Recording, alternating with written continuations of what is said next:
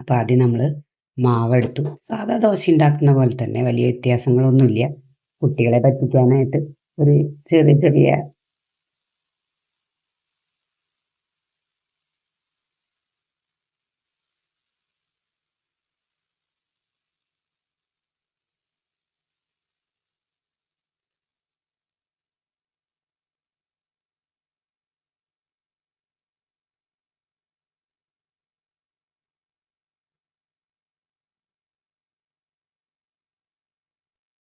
ദോശ ആയിട്ടുണ്ട്. നമുക്കിതൊന്ന് മറച്ചിടാം കേട്ടോ.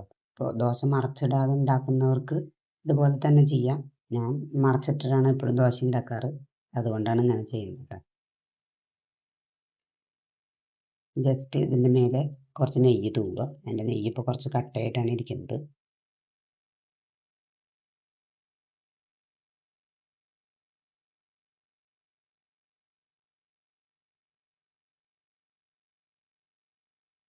ഇനിയാണ് നമ്മുടെ ദോശയിലത്തെ പ്രധാന ഘടകം. നമ്മൾ സ്പെഷ്യൽ ദോശ എന്ന് പറഞ്ഞല്ലോ. അതിന് വേണ്ടിയിട്ട് നമ്മൾ കുറച്ച് ശർക്കര ചീവിയത് വെക്കുക. അതെടുത്തിട്ട് അതിൻ്റെ മുകളിലിടുക. ഇതാണ് എൻ്റെ മക്കളെ പറ്റിക്കുന്ന ചോക്ലേറ്റ്.